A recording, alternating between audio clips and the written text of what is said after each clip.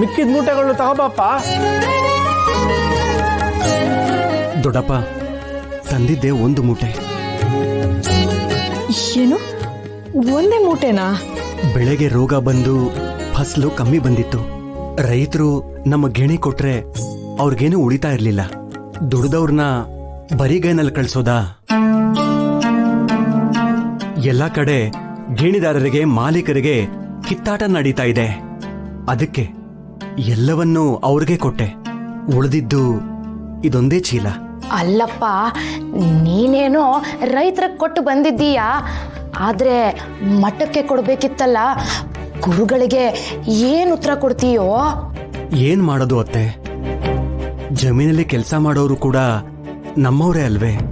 ದುಡ್ದವ್ರನ್ನ ಉಪವಾಸ ಕೆಡವಕ್ಕಾಗತ್ತಾ? ಹಾಗಾಗಿ ಕೊಟ್ಟು ಬಂದೆ. ಅಲ್ಲಪ್ಪ ವೆಂಕಟನಾಥ, ಏನೇ ಆದ್ರೂ ಗುರುರಾಜ ಈ ಮನೆಯ ಹಿರಿಮಗ. ನೀನ್ ಈ ಕೆಲಸ ಮಾಡೋದಕ್ಕೂ ಮುಂಚೆ ಅವನನ್ನು ಒಂದು ಮಾತು ಕೇಳಬೇಕಿತ್ತು ಅಲ್ವೇ? ಅವನೇನಾದ್ರೂ ತಪ್ಪು ತಿಳ್ಕೊಂಡ್ರೆ ಅಲ್ವೇನೆ ಗೋಪಿ? ಸೀತಕ್ಕ, ಈಗಿರೋ ಪರಿಸ್ಥಿತಿಲಿ ವೆಂಕಟನಾಥ ಮಾಡಿದ್ದು ಸರಿಯಾಗೇ ಇದೆ. ಅವರಿದ್ದಾಗ್ಲೂ ಒಮ್ಮೆ ಇದೇ ರೀತಿ ಆಗಿತ್ತು.